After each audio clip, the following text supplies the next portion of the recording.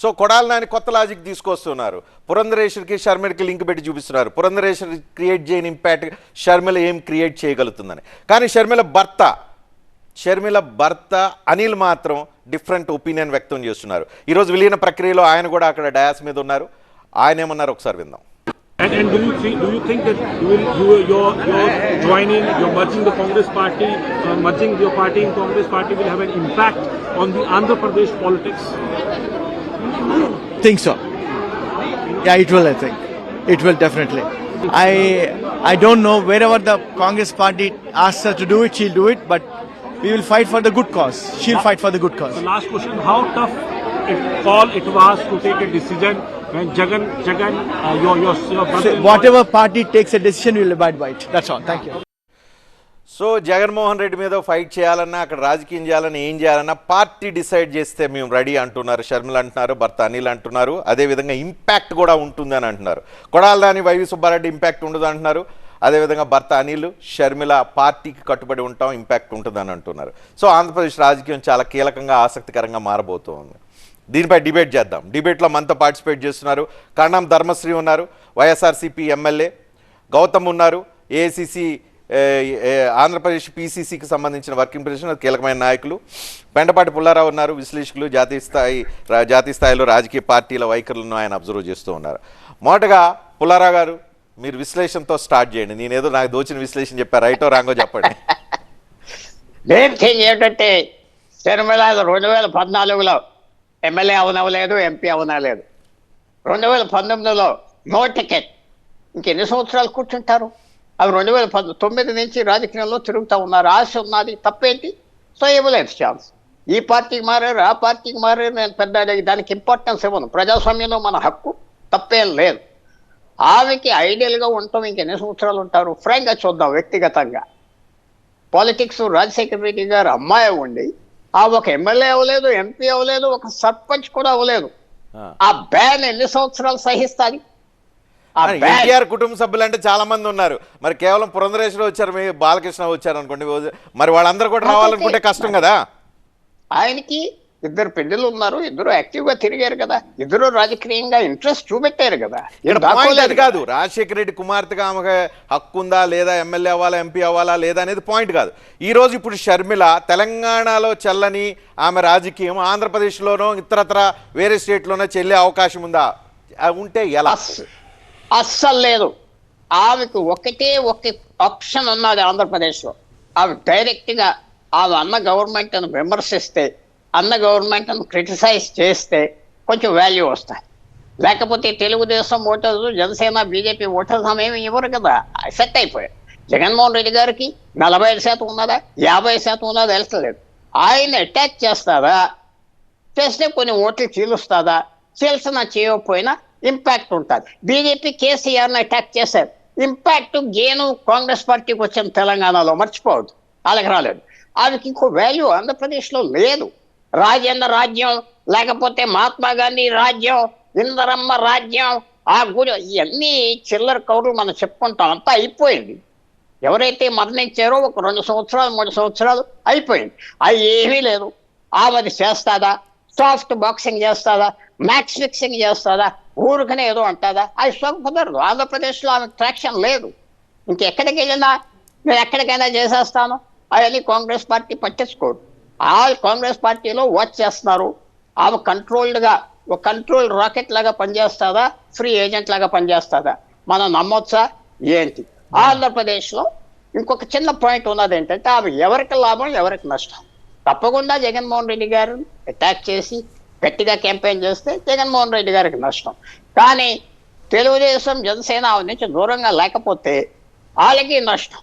మన లాలోచి అయిపోయారు ఇక్కడ తెలంగాణలో బీజేపీ, కేసీఆర్. అలాంటిది లేకుండా ఆ ఫైట్ చేయాలి జగన్తో. ఇదేదో మ్యాక్స్ ఫిక్సింగ్ డ్రామా అని కాకుండా ఆ ఫైట్ చేసే ఆపోజిషన్ ఓట్ డివైడ్ అవ్వకుండా ఆపోజిషన్ పార్టీస్కి వెళ్ళాలంటే వాళ్ళు చాలా అగ్రెసివ్గా ఉండాలి. వాళ్ళు అగ్రెసివ్గా షర్మిల మీద ఉండాలి, జగన్ మీద ఉండాలి. ఏ మాత్రం సాఫ్ట్ కార్నర్ షర్మిలకు చూపెడితే ఆ ఓట్స్ పెట్టాయి. ఓకే, గౌతమ్ గారు, షర్మిలని రాజకీయంగా ఆంధ్రప్రదేశ్లోకి తీసుకొచ్చి ఏం చేద్దాం అనుకుంటున్నారు? నమస్తే రజనీకాంత్ గారు. నమస్తే. మీకు మన పుల్లారావు గారికి, మిత్రులు కరణం ధర్మశ్రీ గారికి చాలా కాలం తర్వాత TV9లో పాల్గొంటున్నాం. సో వినిపిస్తుందా అండి? క్యారియన్ గౌతమ్ గారు. యా ఒకటి, కాంగ్రెస్ పార్టీ ఈరోజు ఆంధ్రప్రదేశ్ కాంగ్రెస్ పార్టీ షర్మిల గారి మెర్జర్ని స్వాగతిస్తూ ఉంది.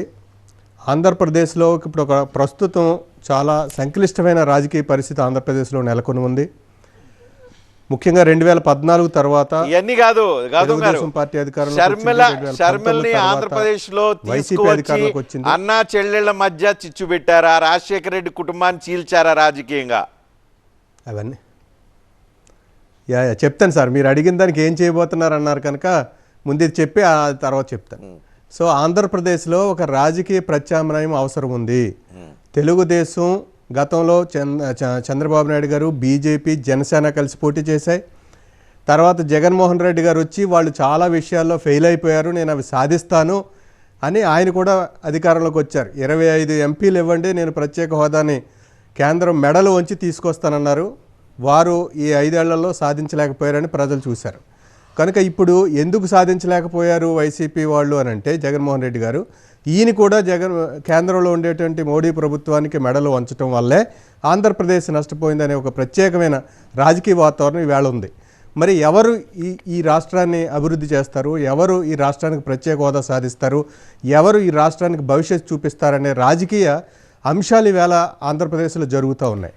ఉదాహరణకి ఇప్పుడు మళ్ళీ టీడీపీ జనసేన పొత్తులో ఉంది, జనసేన బీజేపీతో పొత్తులో కోరుకుంటుంది. కనుక వాళ్ళు ముగ్గురు కలిసి బీజేపీతో డైరెక్ట్గాను, ఇండైరెక్ట్గా వైసీపీ ఉందనేటువంటి అభిప్రాయం రాష్ట్ర ప్రజల్లో ఉన్నది. కనుక ఒక రాజకీయ ప్రత్యామ్నాయం కాంగ్రెస్ పార్టీనే అనేటువంటి వాతావరణం మేధావులు, కాంగ్రెస్ పార్టీకి షర్మిల లేకపోతే మీరు రాజకీయ ప్రత్యామ్నాయం చేయలేరు కాబట్టి షర్మిలను తీసుకొచ్చారా?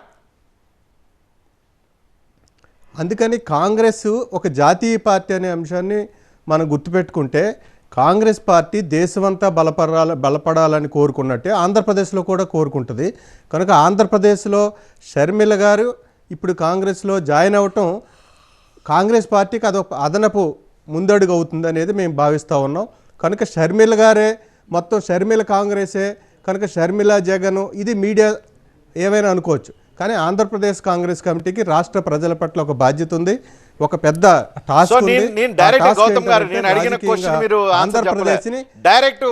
క్వశ్చన్ అడుగుతున్నా. రాజశేఖర రెడ్డి కుటుంబంలో కాంగ్రెస్ పార్టీ చిచ్చు పెట్టి అన్నా చెల్లెళ్ల మధ్య గ్యాప్ క్రియేట్ చేస్తుంది రాజకీయంగా అని చెప్పి అనుకోవటానికి ఎందుకు అవకాశం లేదు? సో అది ముఖ్యమంత్రి జగన్మోహన్ రెడ్డి గారు నిన్ననే ఆ కామెంట్ని చూసాం మేము. అది ఆయన కామెంట్ కాంగ్రెస్ పార్టీని అన్నారా, తెలుగుదేశం అన్నారా, రేపు ఇంకా భవిష్యత్తు ఉంది, దాని గురించి సమాధానం చెప్పడానికి మాకు కూడా. ఎవరు కుటుంబాల్లో చిచ్చు పెడుతున్నారు, అసలు ఆయన కుటుంబం ఐక్యంగా ఉంచుకునే పని ఆయన ఏమైనా చేశారా, ఆయన వివేకానంద రెడ్డి హత్య తర్వాత ఆయన ఎలాంటి పాత్ర పోషించారు, సునీత కోర్టుల చుట్టూ తిరగాల్సిన పరిస్థితి ఎందుకు కల్పించారు, ఇవన్నీ కూడా రేపు చర్చిద్దాం, ఇంకా టైం ఉంది, అప్పుడే అయిపోలేదు. సో అంటే మీరు ఎజెండా పెట్టుకొని వచ్చారు, షర్మిలని తీసుకురావడం వెనుక క్లియర్ కట్ ఎజెండా కనిపిస్తూ ఉంది. ఇదంతా మీరు బ్యాక్ డ్రాప్లో పెద్ద స్కీమ్ రన్ చేస్తున్నట్టే కనిపిస్తూ ఉంది. సో మీరు స్కీమ్ అనండి, ఎజెండా అనండి, టాస్క్ అనండి, ఆంధ్రప్రదేశ్లో కాంగ్రెస్ బలపడాలి, ఆంధ్రప్రదేశ్ ప్రజలకి రాష్ట్రాభివృద్ధిని సాధించాలి, ప్రత్యేక హోదాను సాధించాలి, ఆంధ్రప్రదేశ్లో కాంగ్రెస్ తిరిగి పునర్వైభవం తీసుకురావాలి. ఆ లక్ష్యం, ఆ టాస్క్ మాకుంది. One more question. పుల్లారావు గారిని అడిగాను, తెలంగాణలో పెర్ఫామ్ చేయలేని షర్మిల ఆంధ్రప్రదేశ్లో పెర్ఫామ్ చేస్తుందని చెప్పి నమ్ముతున్నారా? 100% నమ్ముతున్నాం. తెలంగాణలో పెర్ఫామ్ చేయలేదని ఏమి లేదు. ఇక్కడ ఉన్నటువంటి భావోద్వేగాలు, తెలంగాణ అస్తిత్వము, దీని చుట్టూ ఉండే రాజకీయ సమీకరణలు వేరు. కనుక ఆంధ్రప్రదేశ్లో ఖచ్చితంగా షర్మిల గారి యొక్క ఎగ్జిస్టెన్స్ చాలా బలంగా కాంగ్రెస్ పార్టీని బలోపేతం చేయడానికి, రాజశేఖర రెడ్డి గారి లెగసీ మళ్ళీ తిరిగి పునర్వైభవం రావడానికి ఉపయోగపడుతుంది. కనుక అక్కడ ఉపయోగపడలేదు, ఇక్కడ ఉపయోగపడటానికి ఏమి లేదు. ఇది ఒక జాతీయ పార్టీ కనుక ఖచ్చితంగా షర్మిల గారి ప్రభావం తెలంగాణలోను, ఆంధ్రాలోను, అటు కర్ణాటకలోను, అవసరమైతే తమిళనాడులో కూడా తెలుగు వాళ్ళు ఎక్కడున్నా రాజశేఖర రెడ్డి గారి అభిమానులు అమెరికాలో ఉన్నా కూడా ఆ ప్రభావం ఖచ్చితంగా ఆంధ్రప్రదేశ్ మీద ఉంటుందని మేము బలంగా నమ్ముతున్నాం.